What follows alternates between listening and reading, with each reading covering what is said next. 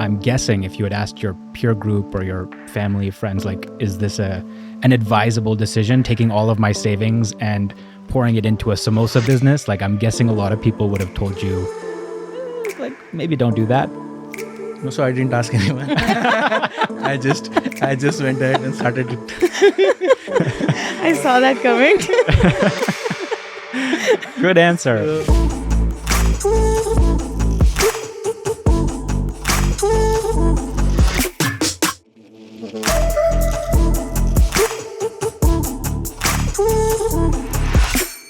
Welcome to episode 4, season 1 of Millionaire Mondays, the show where we bring you the stories of real Indian startups told by the entrepreneurs that built them.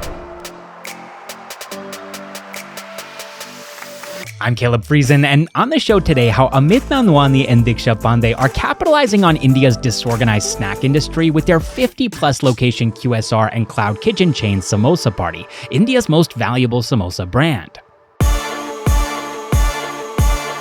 An estimated 60 million samosas are sold in India every single day, and annually that's 22 billion samosas, or 15 samosas per Indian per year. But here's the thing, despite the popularity of samosas in India, they have next to no brand identity. And to me, the most interesting thing about this is that we've actually seen this story play out in other parts of the world before. For example, hamburgers used to be a street food, a patty between two buns for 5 cents each. Now it's a $42 billion industry. Or how about this? In 16th century Naples, pizza was a dish for poor people. Now it's a segment with culinary diversity spanning gourmet, artisan, fast food, and everything in between. And the entire industry is worth $141 billion. Do you see where I'm going with this? Samosas are a huge opportunity. By 2025, which is just around the corner, it's estimated that this industry will be worth $750 million, and that's just the start. In coming years, if Indian samosa brands are able to go global, then the size of this pie could grow significantly larger. And before I first came to India in 2016, I had never heard of Pani Puri, I'd never heard of Pav Bhaji.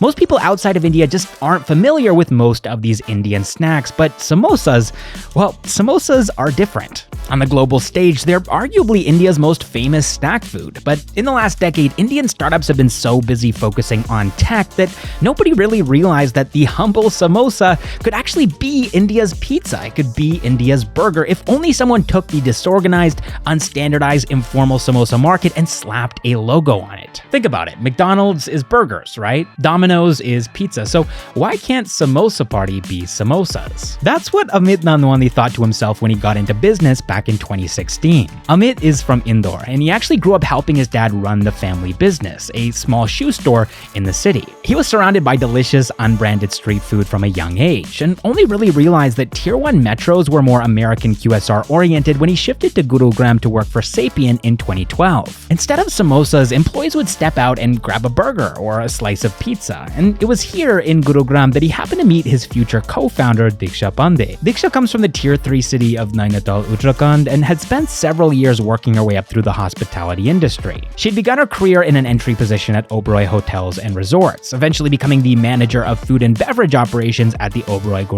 In 2013, though, she got a job at Yum Restaurants International, which is the parent company of KFC, Taco Bell, and Pizza Hut, and it was here that she led Pizza Hut's dine-in team of 320 restaurants for nearly 2 years. Little did she know that the skill of managing QSR locations would end up becoming incredibly valuable a couple of years later when she would join Amit in building a samosa startup, but more on that later. So from Gurugram, Amit moved to Mumbai to work for Digitas, and then on to Bengaluru to work for Intel, and it was actually while he was here working at Intel that he decided he wanted to start his own business, a catering operation that would pack boxed meals for corporate events. And while samosas were certainly one of the items that the company was selling, they definitely weren't the sole focus by any means.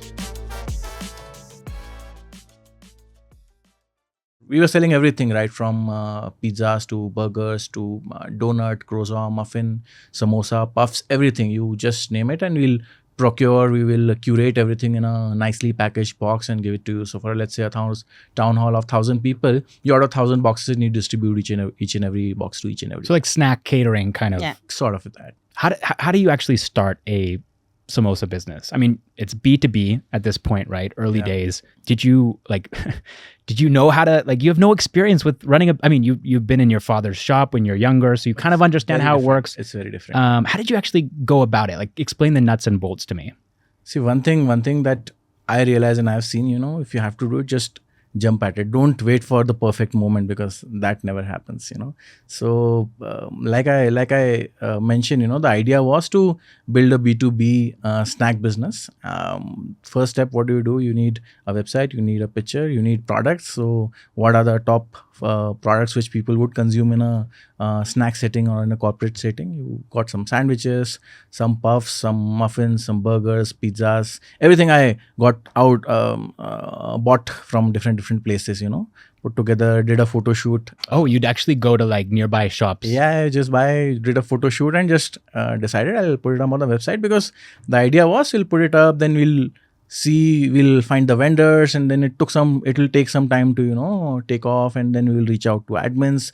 I thought in my mind that these were the steps, and, from the time I launched the website, it'll take at least another 15 to 30 days minimum to get the orders. But here this was, at night around 11 o'clock, 12 o'clock, I made the website live, and I slept. No employees at this point. It's just you. No employees, yeah, it's just and you put your mobile phone number on the website. Mobile phone number. I bought a new phone, and there was a new phone number specifically for Samosa Party B2B business.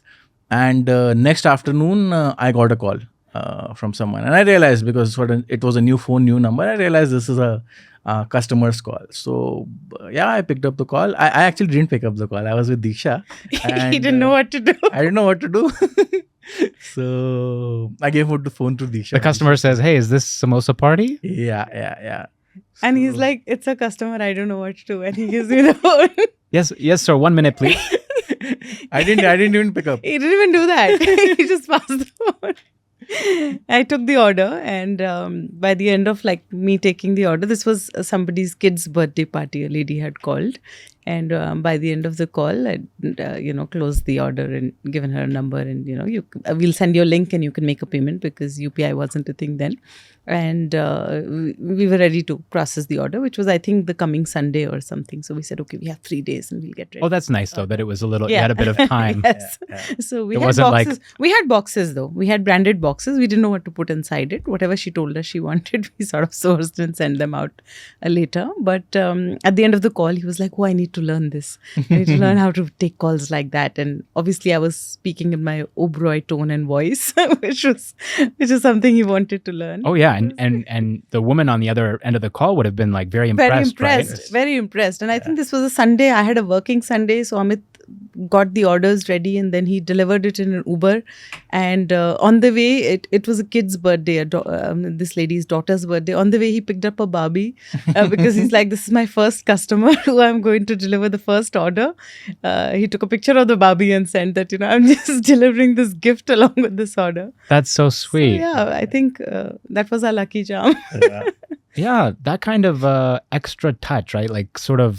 This is not just a company that doesn't care about me, but you're doing the extra step to make them feel special, I think. Yeah. I mean, I'm sure that doesn't scale, but it's nice that for us, it was just because it was a passion project, right? We were just doing to make ourselves happy, I think, at that point in time, right? It was more about, okay, this is cute, somebody's birthday party, and let's just take a gift. And we never even thought about the economics of the order or anything like that.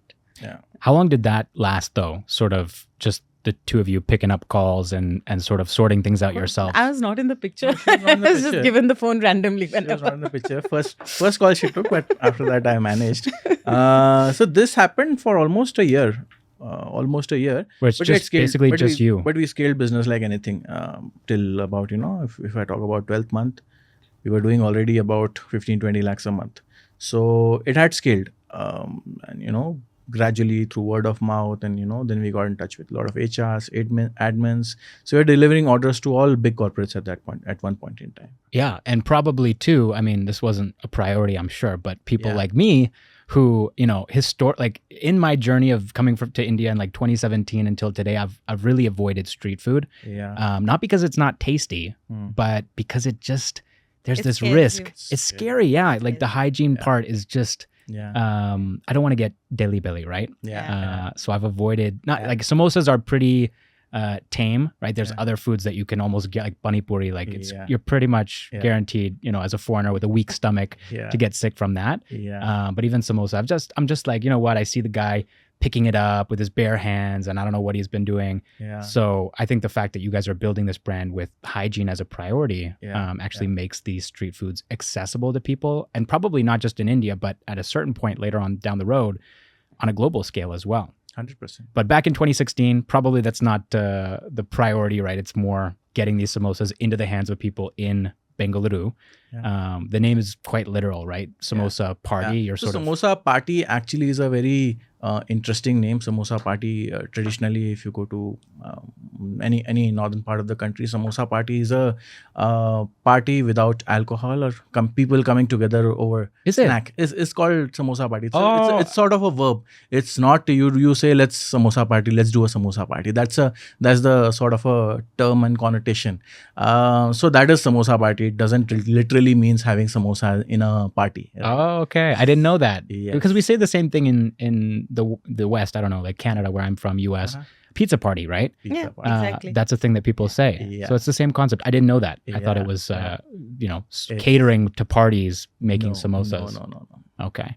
So you've set up this sort of almost like a B2B business in a way. Yeah. When did the transition or when did the idea come to you that, hey, maybe we can make this a B2C thing and set up an actual physical retail location? Very quickly, in 3 to 4 months, I realized that, you have to build a strong consumer-facing brand so that people can associate yourself with Samosa Party. Because you're in a business of brand creation, right? It's at the end of the day, you're selling product, but it's a brand which customers can trust, and food is a very high trust category at the end of the day. So if you have to trust something, then you have to build a brand. So very quickly I realized, what do I have to do? How do I have to do? Which location? What?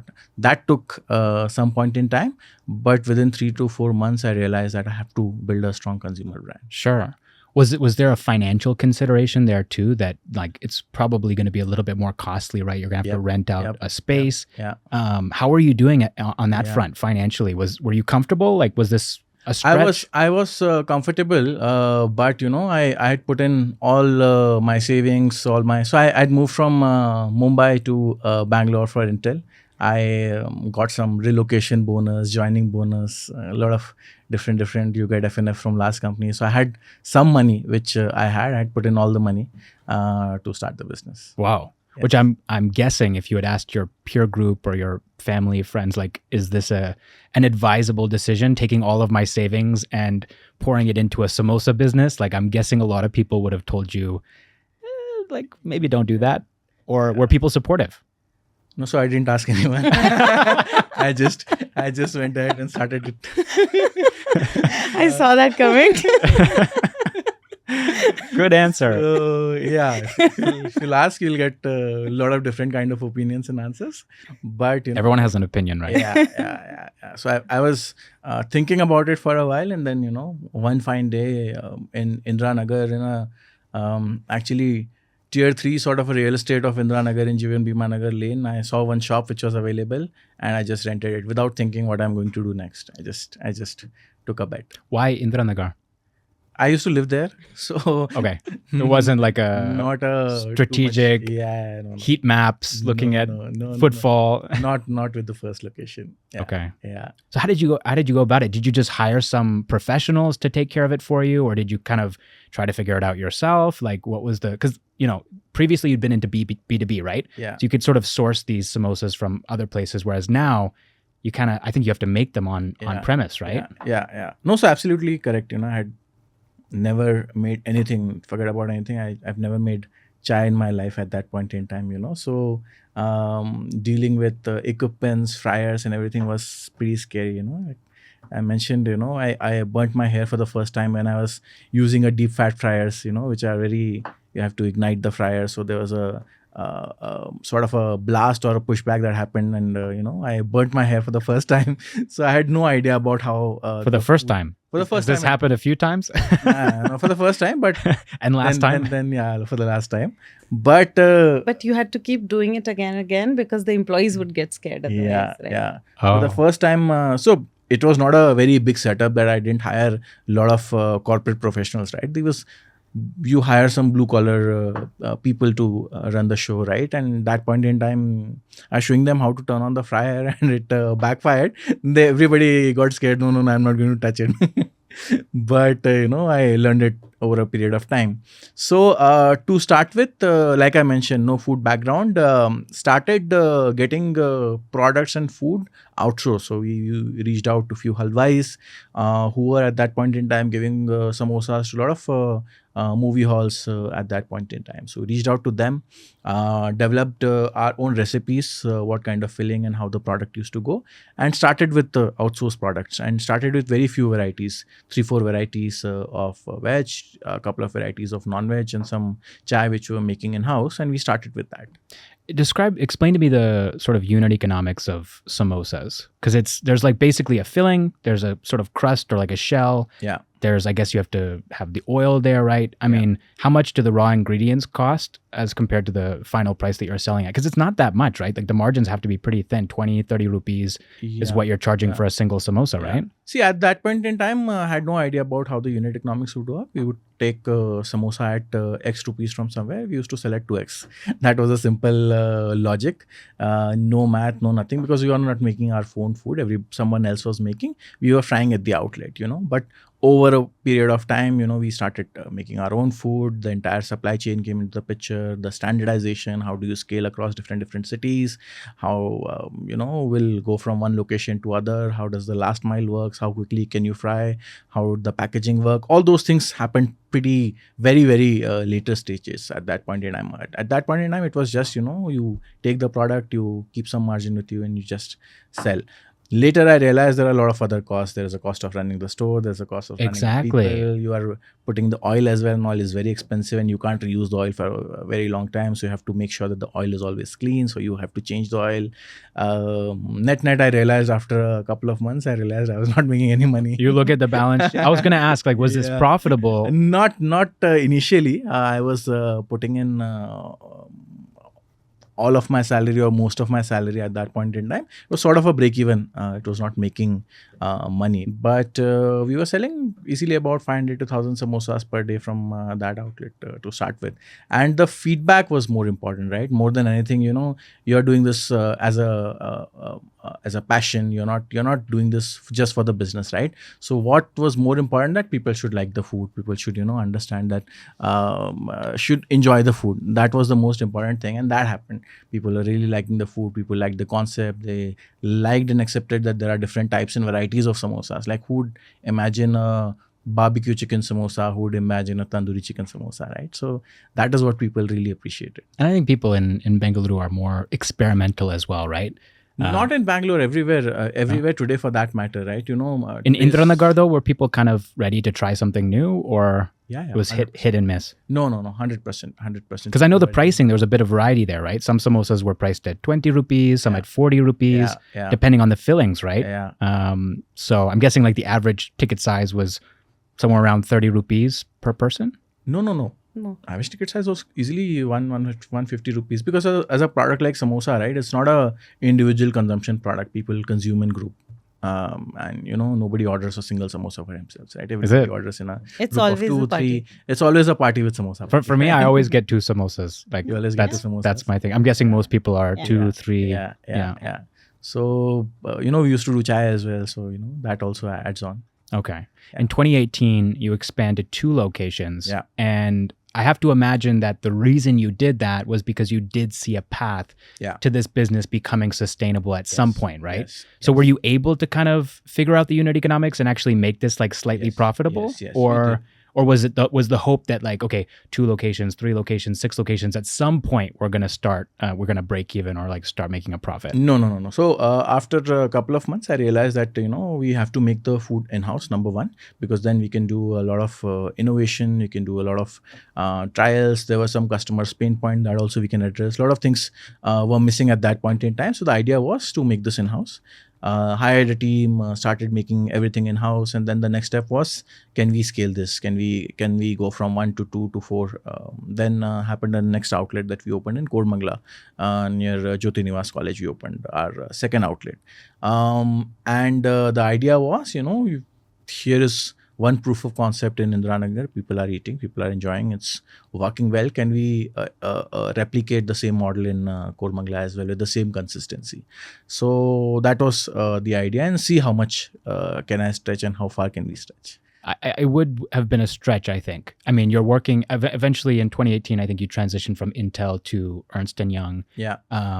You're doing that as your day job. Yeah. And now you're running 2 QSR locations. Yeah. Plus, is it still the B2B business is still ongoing as well, or you kind of had slowed that down? I had slowed that down. Got it. Slowed that down. But you must have been stretched pretty thin as an individual, right? 100%. But I was enjoying the journey. I was enjoying the experience. I started enjoying meeting new people, talking to customers, how are they loving the food, and so on and so forth.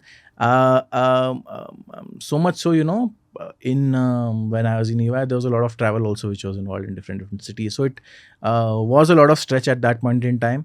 I remember one time, and there are a lot of small challenges has come. I was at one point in time, I went for a holiday to my hometown in Indore for Diwali.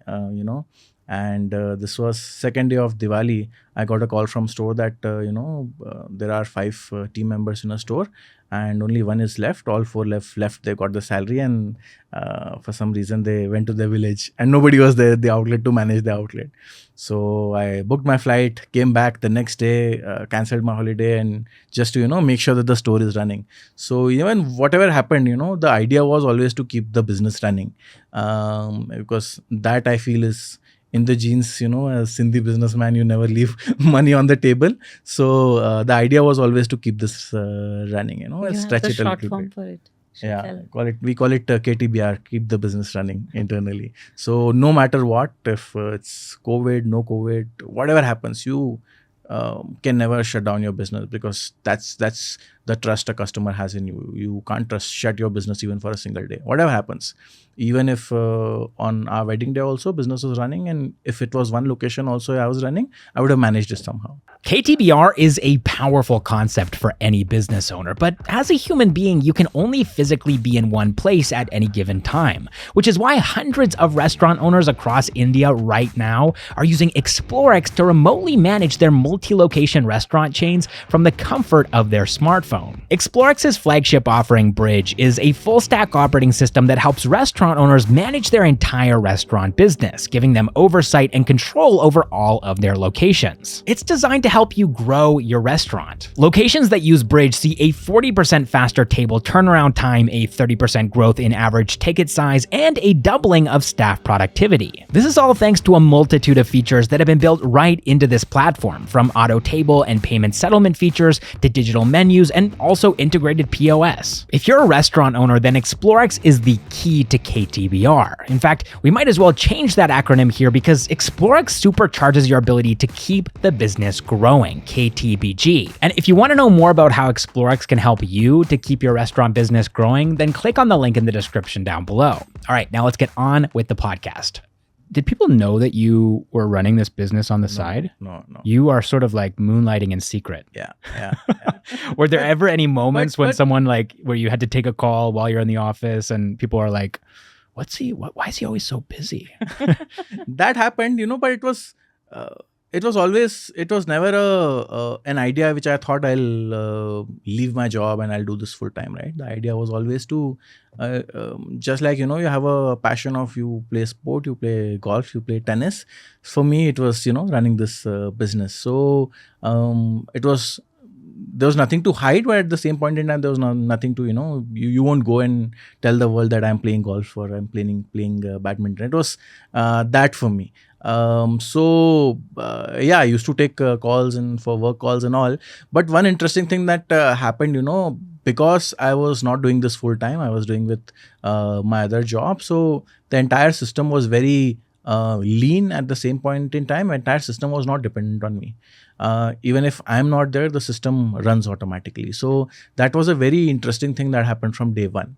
And also, because I don't come from food background, I only understand this is X, this is Y. I don't understand how this X and Y work together, right? So it was always black and white for me. It was always either a food is good, either a food is not good. Either you put 1 gram of salt or you put 2 gram of salt. It can't be I put it because I like it, right? So it was always very scientific. It was always methodical.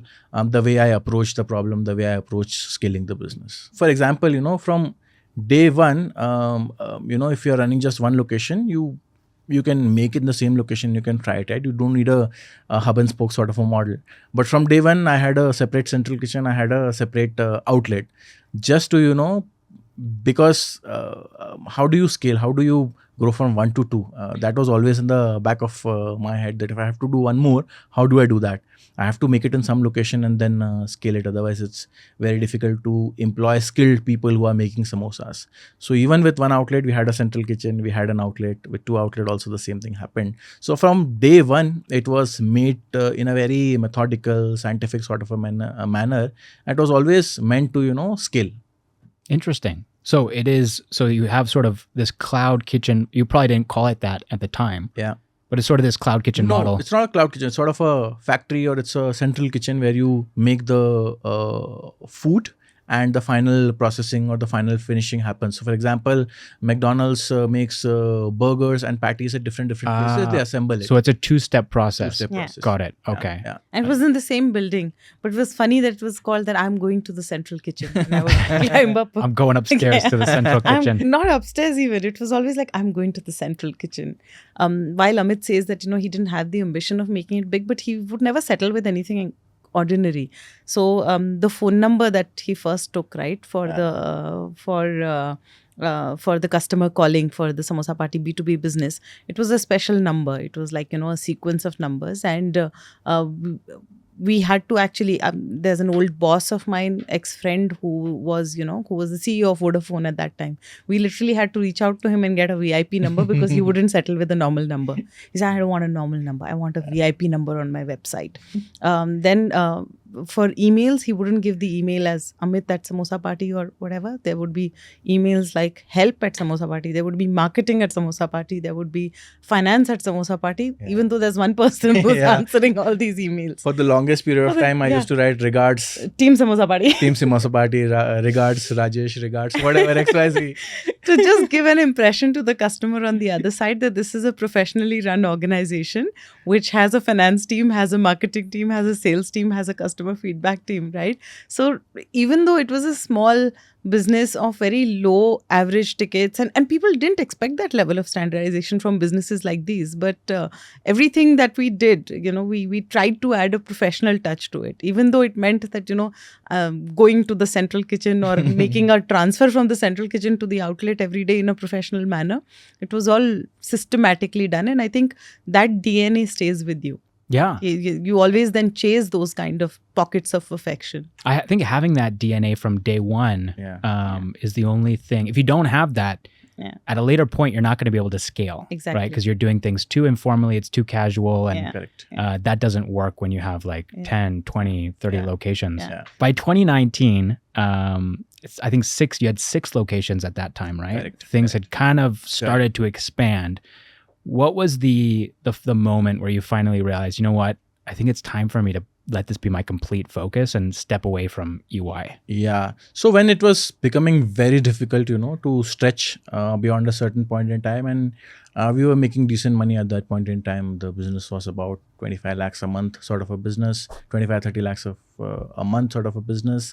And, at that point in time, so when I started, there was no Swiggy, Zomato delivery at that point in time, while we scaled, there were a lot of deliveries which were happening. We scaled a couple of cloud kitchens as well. So the business was scaling very fast, and we scaled in a matter of a year from 2 locations to 5, 6 locations. And we realized that this is scalable and this can scale. At that point in time, I remember in June, I believe in 2019, I started working full time. And the idea was to, scale this further. And the kind of love we saw from the customers, I think that's the most important thing. You do it for a cause, right? At the end of the day, it's a business, but you do it for a passion. You do it every day because somebody is writing on a review that I love these products and these are the best samosas I've ever had, or these are the best snacks I've ever had, right? So some of these things always push you to do better. So yeah, I think that was the only single reason. We actually also started our a good physical outlet. So these couple of locations were sort of in a tier 2, tier 3 sort of a real estate. We also started an outlet in Tech Park, which happened actually very later.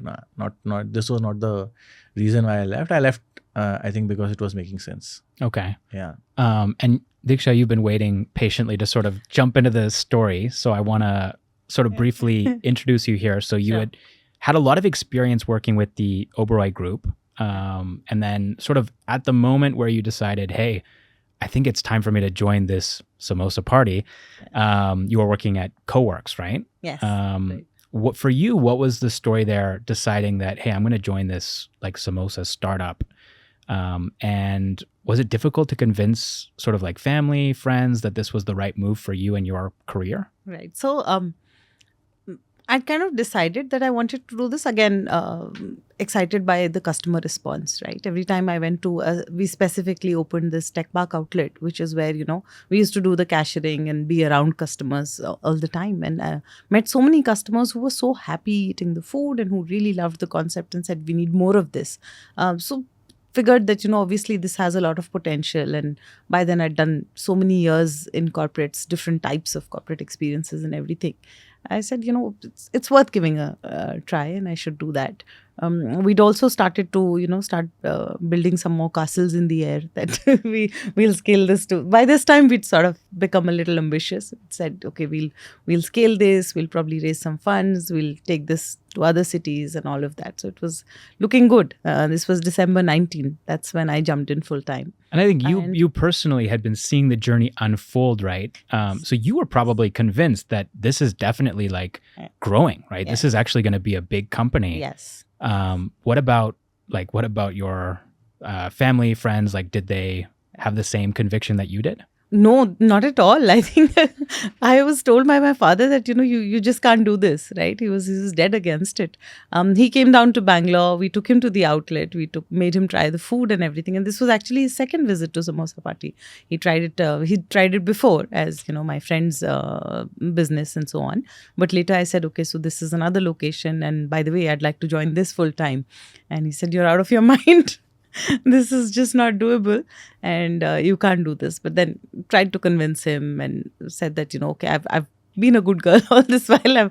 I've scaled my career from here to here and, this is something that I really want to do. And if you think I'll do this for 6 months, we'll see where this goes. If we are able to make something significant, something meaningful out of it, well and good. If not, that, June 2020 is when I'll go back into a corporate job. Right. So that's the 6 months that I sort of borrowed. And I think the gamble worked out. But yes, everybody, including even friends, everybody thought I was out of my mind to do this. The timer starts ticking December 2019. Yes. And I have to imagine that December, January, maybe even February, things are going swimmingly. Yeah. Then suddenly the pandemic hits. Yes. How did it affect the business? You guys had a lot of offline retail, right? We did. So it was quite unexpected, obviously, and nobody took it seriously in the beginning. Right. So December 19, like I said, I'd quit my job. We were still putting the plans in place. We were still making up presentations and business plans and all of that. January is okay. The first month of the year, we were doing very good sales. First half of the month is anyway dull. So second half of January was going great. I think we opened one more outlet around the same time in Kalyan Nagar.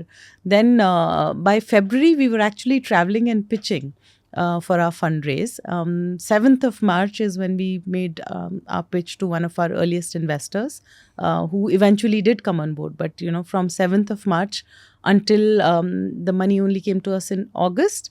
But that was the period where everything turned upside down, right? From 7th March, 18th March, I think the whole country went into lockdown. Our main goal at that point in time was, I think we had about 40 employees or so working with us in Bangalore alone. But ensuring that they are safe, ensuring that they get their meals, because we're also used to providing them their food and accommodation. Everything is taken care by the company. So taking care of all those things was the number one priority. But because there's a lockdown, you don't have a very robust supply chain. You have tons of other challenges. It was a difficult period, I have to admit. Yeah. What was the distribution of the business in terms of, I guess, you had pretty much shut down the B2B side, right? So it was completely built around this offline retail experience. Yes. And delivery from the same locations. So there were 7 locations and we were doing dine-in and delivery from both. You guys were handling it yourselves, or this was through Swiggy and Zomato? We were doing all three.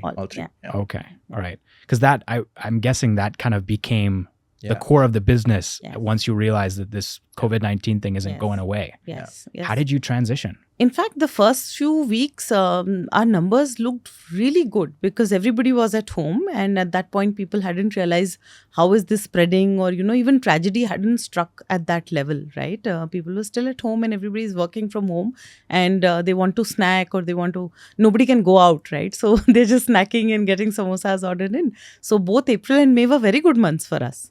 And we were enjoying the numbers, and we're like, okay, this is great. Nothing's changed. It's just that March and April were good. March and April were good. Yeah. 3rd May, the flight started out of Bangalore, and everybody left. We know that, Bangalore was pretty much most of the locations where we were running our businesses. A lot of people just left town and went back and started working from their respective cities and so on. Oh, so that's what, it wasn't that people stopped ordering because they were worried about... Two things happened. Two things happens here, right? There was a rumor that COVID is spreading with food or packages. There was an incident of pizza delivery boy delivered a pizza and then people got COVID, right? So that was the first incident when people got really scared and they stopped ordering at all. You can imagine business going to 10% of what it used to be. It was that bad. Wow. So you guys are literally like reading these news articles and then suddenly you see like your numbers just go down. 100%. And it's not in your hands, so you can't do anything about it. And at the same point in time, the cases were growing, and it's very important to make sure that your teams are well, teams are okay, teams are secured. We had also created or made a COVID shelter sort of a center, where a room we took where anybody who's getting affected gets quarantined there, and they're getting medication and then they're coming. So all of those things we started. But it happened gradually. Number one was this, where people thought that this is getting affected because of the food. And second was, when trains and flights started and people started going back to their hometown, people started going to hill stations and beaches to, just settle down. So that affected not just us, everybody a lot. So by the end, but in August of 2020, you guys actually raised a seed round, which it's a little bit surprising because I think a lot of investors were they had taken a step back, especially in your space, right? Like QSR. Yeah. It's sort of, a lot of investors would have thought this is a lot of these companies are going to shut down. They're going to fail. Yeah. Right. But I think you had already started the conversation with the investors who put, it was like 2.5 crore into your seed round. You had started that conversation even before the pandemic hit, right? Yeah. Was it sort of an uphill battle to convince them that it should still go through, that they should still invest, or were they pretty ready to put that money in? Yeah. So I think we were lucky that, we met them pre-COVID. And of course, at that point in time, business was all completely growing. We met them in Feb, March, April. Business was at its peak. Then we, started seeing downturn, and a lot of other things happened related to COVID. But we were lucky, and obviously, any investor who's putting in money, they'll have thoughts that whether my money is going to a safe place or not. But they believed in the team, and we managed to raise it. And the process and entire thing took time. We got money in August. But there were some challenges, but not so much that we were able to convince them. Okay. Yeah. I have to imagine that through 2020, you were probably just like looking at the calendar, like, when is this money going to come through? Like, we really want this to come No, through. we were profitable. We were profitable at that point in time. We didn't have a really large team. It was mostly the operating teams, and between the two of us, we were managing everything, right? Because all the dreams and hopes of like building a team quickly and scaling up really, really fast. With COVID, the world has changed. So we decided whatever we got to do to keep everything running, we'll do that. And between the two of us, we were sharing all the responsibilities. So we were profitable. We didn't have a challenge in running the business or paying wages or anything like that. But yes, you couldn't scale, you couldn't grow. And that was fine, because even if you had the money, where would you go out to grow or scale, right? So I think a lot of things, it was a very difficult period, I would say. But when you look back in hindsight, right, I think some of our hardest lessons came from there. After our first round, we also, and I have to admit that, as we are growing as a company, as we are growing as entrepreneurs and individuals, I think we are getting better at managing money as well, right? Allocating towards the right causes and everything. So I think it's good to see some of those phases in life and in your entrepreneurial careers, because it just teaches you the value of everything that goes along in building really long-lasting companies. Sure. You guys also made this really interesting pivot from offline retail to becoming sort of like a purely cloud kitchen company. Was that something that you thought was sort of like a stopgap during the pandemic, or did you sort of think this is the future of the business, that we're going to be 100% in the future as well, cloud kitchen company? It was a stopgap. We've always enjoyed being around our customers. We are extremely people-centric as people also. So we really looking forward to, we have a great dine-in location coming up in Bangalore in HSR very soon. And with that, life will really come full circle. That's what we started out as an ambition with, right? So this was only just a stopgap. Okay. Coming back to that 2.5 crore rupees, what did that enable you to do? Because you're already profitable at that point, right? Is that just money in the bank, sort of a rainy day fund, or are you using that money to chart out the next chapter of your company's journey? No, 100%. As an entrepreneur, you always want to scale. You always wanted to, you're always ambitious. You want to do something more than what you're doing already. We were running about 9-10 outlets not 7-8 outlets at that point in time. The idea was, how do we scale from these 7-8 outlets to 10-12 outlets? Cloud kitchens. Cloud kitchen, because of course there was COVID and all, right? But we were running from a very small central kitchen of ours, very basic, almost 200-300 square feet kind of a kitchen. So we wanted to get a bigger space, hire some more people so we can innovate on the product. We knew there were some gaps which we wanted to address. So spent a lot of money there, spent a lot of money on technology, automation. How do you, you put in money to, scale from 10 to 20, 20 to 30 or 100, whatever, right? So we spent a lot of money on building blocks, or what can enable us to scale this business to the next level. Yeah, got it. We also launched Gurgaon at that time. Yes. Oh, okay. So this is where expansion starts outside of Bengaluru for the first time. That's right. Yeah. And, when you are thinking of launching in new city, then the obvious choice for anybody who's in Bangalore would be, if you want to go to a smaller city, you go to a Mysore or any other tier 2 or 3 city. If you want to go to a bigger city, you go to a Chennai or a Hyderabad, right? Because it's very close by, a similar kind of a demographic. Right. That's what I would have said too, Yes, right? yes. QSR, typically people expand in their region, maybe to a different state, but it's like, we're a South India company, we're a North India company. Yes. You guys just bridge that gap from basically as soon as you started expanding. 100%. So idea was, it's a perception, that you get better samosas, you get good samosas in North India or Delhi, or for that matter, any part of North India, right? In South India, you don't get great product, and that's why people are eating. And in Bangalore, people are experimental. There are a lot of migrants which are here. That's why people are eating. That's the narrative. That's the narrative, right? And even though that was different, when COVID hit, there were nobody, the migrants were not in Bangalore.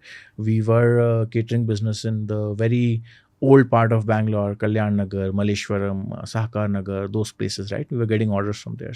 So we knew that that's not the case, but we wanted to prove everybody wrong. We also wanted to understand that how can we scale in northern part of the country, right? So we took it up as a challenge, and we decided we should do it in Gurgaon. If you can do Delhi NCR, you can do Bangalore, then you are okay, right? Then any part of the country you would be able to manage. So we took it as a challenge when we launched Gurgaon directly, and we did not launch Hyderabad or Chennai. Wow. In 2021, you guys raised a $2 million pre-Series A. Yeah. Was the success that you'd had with that expansion to another part of the country one of the factors that Kalari Capital considered when they led that round? I think so. Yes. I think so. Yes. So two things, of course, the business was scalable. The investors understood that, the business is scalable in Bangalore. At the same point in time, Gurgaon, they were able to, we were able to replicate the same taste, same consistency in both the cities. I think that is very important for a QSR business, whether you're able to replicate the same consistency in both the cities. Numbers and all, of course, change over a period of time. But if you are able to replicate the same product and consistency, that's very important. So when you raised those funds, you guys probably feel like this is a small empire that we're running at this point, right? You're now in 2 different cities. Or I guess by the time you raised those funds, had you expanded to other cities as well? We were in 2 cities. 2 cities. 2 cities. And it's exciting. We're growing. But really, in a global context, like you guys are like a tiny little fish in a giant ocean where there's like these behemoths, right? Like there's massive QSR companies with they're just in every single country in the world. Yeah. And the reason that the way that they've been able to achieve that is through setting up the infrastructure for that kind of scale, right? Yeah. And I'm guessing you guys were still working on that side of things, right? You hadn't perfected the infrastructure, the model of how do we actually go and be in, every major city across the country, and how do we go to other countries in the world and guarantee that the flavors and the crunchiness and the all of these things are consistent throughout the entire, like, the products that we're offering in every single location. What are some of the steps that you guys have taken to achieving that kind of scale now that you've raised that $2 million pre-Series A round? Right. So we've looked at all of the problems on the supply side, right? Demand is not a problem. India is consuming so many samosas, and why just India? I mean, if you look at the world at large, right? 1 out of 8 people is an Indian right now, right? So the demand for Indian QSR portable kind of food and something as tasty as a samosa is always going to grow, and we have to keep focused on the quality, the consistency of the products, and at the same time be able to build systems that will scale across the world, right? So we've invested a lot of our time in R&D. We've invested a lot of our time in building technologies around supply chain, around forecasting, around being able to meet the consumer demands in different pockets of different cities and so on and so forth. We also have a professional team now. So there are people who are working different parts of the business and bringing their best, through which we learn every day as to how to make better decisions, how to actually think, much larger scale than where we are today. And the timing is also right. Indians are realizing their own culture, realizing their own potential. They're not thinking twice before flaunting their cup of tea or flaunting a bucket of samosas, right? There was a point in time then when a lot of American brands came to India, and we embraced them with both our hands. But today things are different. Today's generation, Gen Z or even millennials, they're very confident in their own food. You look at India as going everywhere, whether it's art, whether it's fashion, whether it's technology. Of course, we were always, and we are going up there as well. But everything you look at, right, it's out there. But only, I think, one frontier left is food. There's no global QSR which has been built out of India at that scale. I think that's the last frontier, and we'll get there conquer soon. that. I love the confidence. Yeah. I think that confidence is something that maybe has been missing, right? It could have also been a timing thing. The United States, right, is sort of the leader when it comes to like international QSR. And I think they just started a lot earlier, right? Their economy is older than, India is still quite new after like everything kind of opened up. I guess it was in the 70s and 80s, things started to really pick up. FDI coming in the 90s. So I think it is definitely India's time. And I'm guessing, like, I don't know what your plans are for global expansion, but if you don't do it soon, you're going to be competing on the global front as an Indian QSR, which is really exciting to be able to say. Yeah, the more the merrier. We definitely want a lot of not just us. We want a lot of Indian brands going out there globally and scaling across the world. Yeah, same here. Yeah. So 2023 was an exciting year for the two of you. You got married. Yes. Big congratulations. Thank you. And also now you guys are making this big push back into offline retail. You're setting up this flagship retail location in HSR. Yes. What are some of the considerations that you're like? You had already done offline retail in the past. Are you doing it differently now than you did back then? We're doing it slightly differently. So, if you think about whether you look at McDonald's or you look at a Domino's, you look at KFC, right? There's a very clear branding and there's a very clear expectation. Like, you've arrived in the home of pizzas when you walk into a Pizza Hut or a Domino's. When you go to KFC, you've arrived at the original country style fried chicken and all of that. What we felt is that, all along, whatever we've been doing, samosas were missing a home. So I think this location and how we've treated it and what we've tried to bring to our consumers, it will serve as that beacon of, this is the home of samosas. This is where you get the best samosas in the whole world. And there's so many varieties, options to choose from. They're freshly made right in front of you. You can hang out. You can literally have a samosa party. So it's a vibrant space, which is also in many ways a tribute to what samosas stand for in the Indian context, right? If you look at even in smaller towns or back in our childhoods, samosa was community. You consumed it with your school friends, you consumed it with your neighbors, with people who you work with. It's always brought people together. So our store or the first flagship location that we're coming up with, it should stand for people coming together over this gorgeous snack and just really have a party there, right? So that's the plan. That was Amit Nanwani and Diksha Pande, co-founders of Samosa Party. And if you're anything like me, you might not have realized that samosas aren't actually Indian. I didn't know that samosas were from India before I came here.